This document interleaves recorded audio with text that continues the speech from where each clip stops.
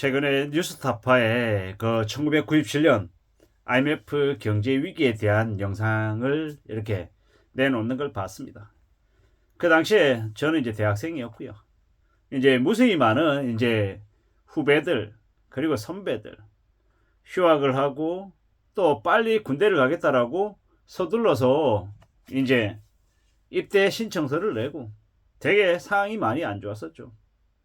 김영삼 정부에서 김대중 정부로 이제 넘어가던 시절이었는데요. 그때는 이제 제 선배들이 회사에 입사를 했지만 이 입사 합격했지만 입사가 무기한 연기가 되는 일들이 있었습니다. 믿기 어려운 일들이었죠. IMF 전만 해도 저도 이제 대학 시절 이제 학과 사무실에 삼성이나 LG나 현대 이제 뭡니까? 입사 지원서가 되게 많이 들어왔었다고 합니다. 그리고 그 입사 지원서를 써서 대기업에 들어가는 게 그렇게 어려운 일은 아니었다고 하고요.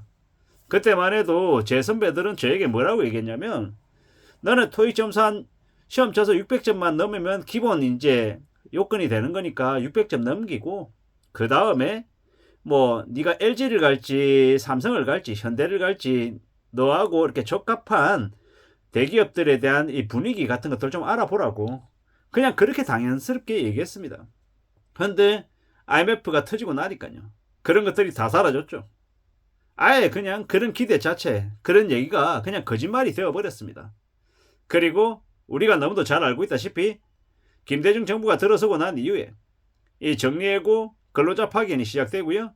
비정규직 계약직 파견직들이 이제 생겨났죠. 기업의 외주화가 벌어졌습니다. 그 당시에 이제 일방적으로 이제 임금 노동자에게 되게 양보가 강요가 많이 되었죠. 사익서를 쓰는 사람들이 되게 많아졌고요. OECD 국가 중에 비정규직 비중이 2위를 넘어섰다고 합니다. 지금요. 그리고 출산율은요 0.7명이죠. 자본시장 개방이 큰 충격이었고 되게 이제 우리의 사회가 많이 변했습니다. 이미 지금도요 삼성전자의 외국인 지분율이 50%가 넘고 은행은 60%가 넘는답니다.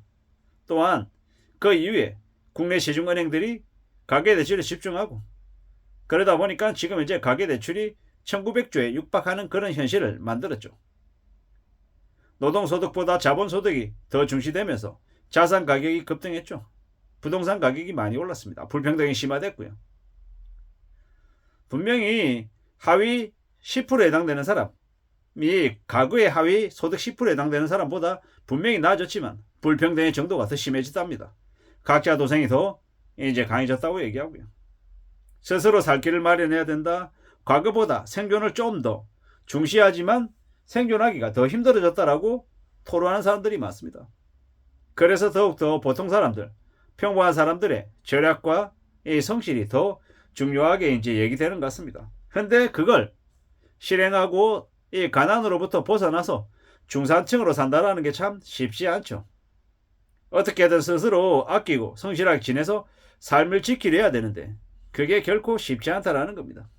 함부로 연끌하거나 투기하면 안 되는데 그런 것들을 이제 도전이라고 얘기하고 재테크라고 얘기하고 투자라고 얘기하는 사람들이 되게 많습니다.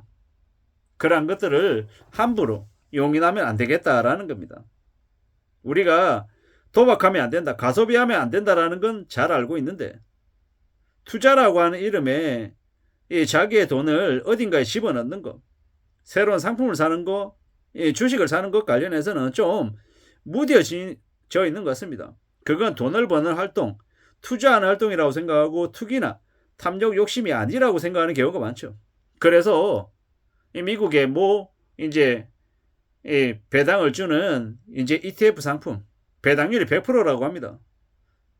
배당률이 100%라는 게 말이 됩니까? 사실상 폰지 사기 같은 느낌이 되게 많이 듭니다. 제가 어떤 상품인지 자세히 모르긴 하지만 이 100만원치 주식을 사면 100만원을 배당 준다라는 건데 1년에 이건 사실상 말이 안 되는 이 상품이잖아요. 근데 이제 그런 상품을 실제로 판매하고 또 그런 상품에 관심을 가지고 있는 사람들이 있다라는 건 참 무서운 이야기인 것 같습니다. 몰라서 당하는 게 아니라 알면서도 당하는 거다라고 저는 생각하는 겁니다. 우리가요 세상을 공부하고 사람들이 어떤 생각을 하고 사람들이 어디에 관심을 가지는지에 대해서는 공부를 해야 될 것 같습니다.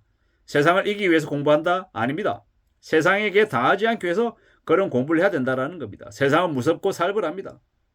대놓고 사기치려고 하는 이 개인이나 집단 그리고 나라들이 많다라는 겁니다. 무서운 얘기죠. 그래서 좀 더 심사숙고하고 좀 더 공부하고 좀 더 대비해야 된다라고 저는 생각합니다. 신세계 이 총수, CJ, LG 이제 죄 짓는 걸 두려워하지 않고 서민들, 주주들, 개미들의 이 주머니를 터는 일들을 서슴없이 해야 됩니다. 중복상장으로 지수의 주가를 떨어뜨리고 있죠. 이런 일들이 너무 많이 대한민국에서 벌어지다 보니까 대한민국 주식시장이 개박살이 나고 한국 증시가 국민들에게 개미들에게 외면받고 있죠. 화가 납니다. 이마트든 CGV든 롯데관광개발이든 호텔신라든 LG, CNS 최근에 이제 상장한 뭐 이런 이제 주식들이 주가가 엉망이죠. 왜겠냐고요. 이제 재벌들 그들은 주가가 올라가는 걸 원하지 않는다라는 거. 이 주식시장을 통해서 이 자본을 마련하려는 생각이 아니라 그저 주식시장에 상장되어 있는 주식들은 자신의 재산을 증식시키기 위한 용도로 개미들의 돈을 약살해서 자기의 부만 늘리는 쪽으로 분위기가 갖춰져 있다는 겁니다.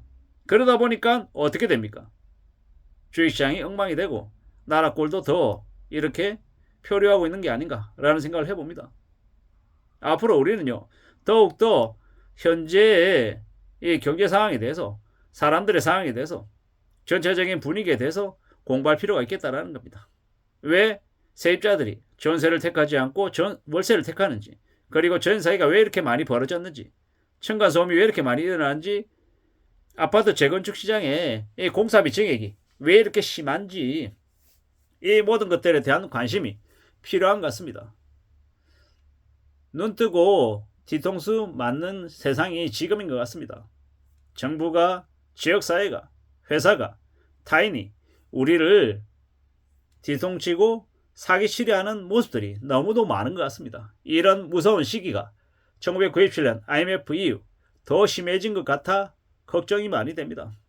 각자 도생해야 된다고 얘기하지만 이미 각자 도생을 해도 그래도 살아가기가 심상치 않은 매우 어려운 시기가 지금인 것 같습니다.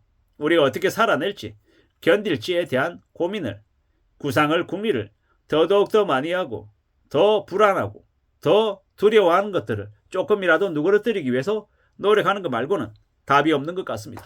이상입니다.